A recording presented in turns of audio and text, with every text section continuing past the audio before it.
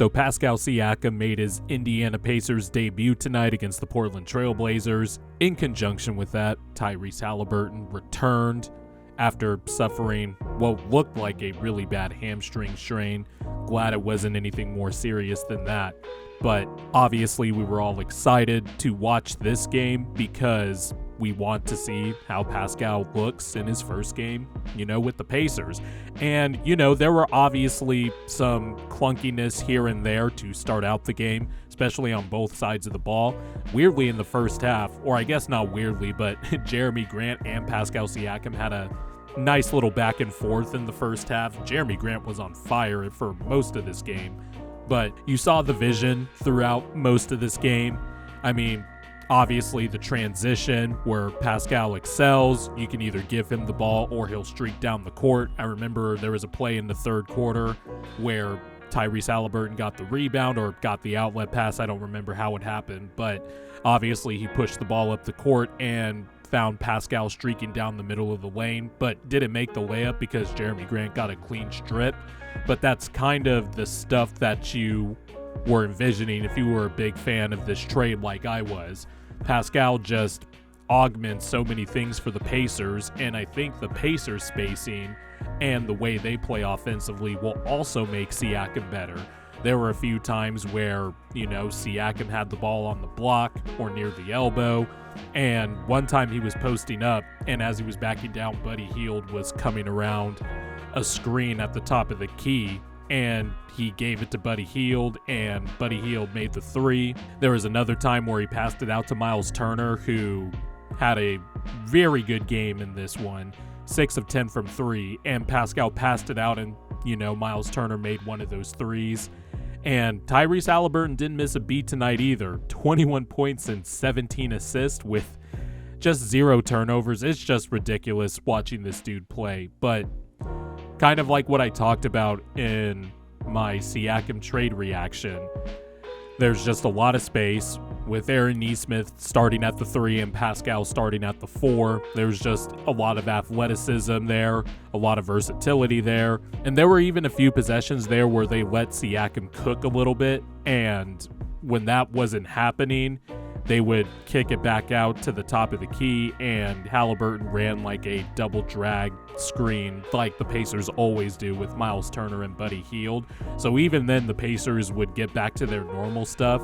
I'm sure, as the season goes on, as the Pacers find more pockets to practice and all that throughout the schedule, they're going to get better at this. To open up the second half, you saw Tyrese Haliburton and Pascal Siakam try a little bit of that two-man game, and I think Siakam got a mid-range jumper out of it at the elbow, but a pretty good first impression. Now, they did lose tonight, and they lost to a Blazers team where really the last week and a half, 2 weeks, the Blazers have been in a lot of close games. And just a quick side note on the Blazers, I'm going to talk about this guy in one of my upcoming videos, but I really like what I've seen from Duop Reith this season. Just a really solid role player that's 6'11", can move his feet well, plays hard, crashes the glass, can pass a little bit, just active all over the place. I really like his game. But if you're just, looking for positives out of this loss, I'd say that the Pacers were still getting a bunch of good looks from the three-point line. Buddy Hield and Miles Turner just provided a bunch of space for Siakam. Aaron Nesmith made 3 out of 4 threes. Tyrese Haliburton was off tonight from the three-point line, but he did his usual trademark, just playing in a constant state of pace, pushing the ball any chance they got. And I just imagine, he was very efficient in the first half too, Siakam was. He was like 7 of 9 in the first half. But if you're a Pacers fan, you're kind of encouraged from what you saw out there. Now, obviously, there's going to be some stuff to shore up defensively, and Siakam does help that, although he's not a one-on-one lockdown defender. But I could definitely see him being really good on the weak side, definitely switching where, if you do like a soft switch or something, you're not just easily giving up penetration in the lane. Siakam is, versatile like that. And you look at the Pacers 4s, you wonder now if they're too stacked at the 4 position, because they just have a lot of versatility across the board. Not a lot from the Pacers bench tonight, and, I kind of don't blame Benedict Mathurin and TJ McConnell kind of having down games tonight because they played so well in Sacramento yesterday, and plus the Pacers are going to have to reconfigure their rotation again because, with Siakam in the mix now, Jalen Smith, who had been starting recently over the last few weeks, isn't going to start anymore. Aaron Nesmith is back, so Rick Carlisle's going to have to figure out the rotation there, but I really like the starting five just looking at it on paper for the Pacers. There's enough shooting, there's enough versatility across the 3 and the 4. Miles Turner stretches the floor. Tyrese Haliburton, of course, is an all-world point guard right now. And coming off the bench, obviously Benedict Mathurin, TJ McConnell, and Jalen Smith has had a really good year. And having him back as a backup center, that's a pretty good luxury to have.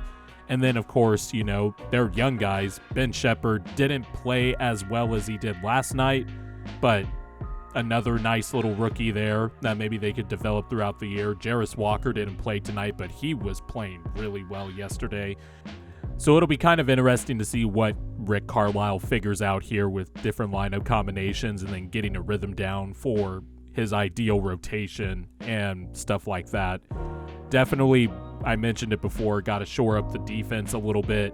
Really thought Jeremy Grant just had a lot of easy stuff tonight. Now, obviously, some of it was tough shot making, but I felt like early on in the game, they just allowed easy stuff, and Jeremy Grant got into a rhythm. Malcolm Brogdon played really well also, and from that point, it was just a snowball effect.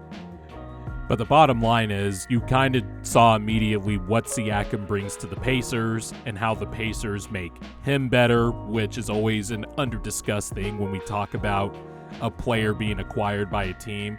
Yes, Siakam brings a skill set that will absolutely boost the Pacers, but the Pacers were already a pretty solid team with a solid offensive identity where if you just plug Siakam in, all the spacing and the playmaking and the ball movement, that's only going to help Siakam. Siakam was passing to a lot of shooters tonight, and that was the most I've seen him pass to shooters basically since the 2019 Toronto team and the 2020 Toronto team after Kawhi left, where there was just a lot of ball handling, shooters, etc.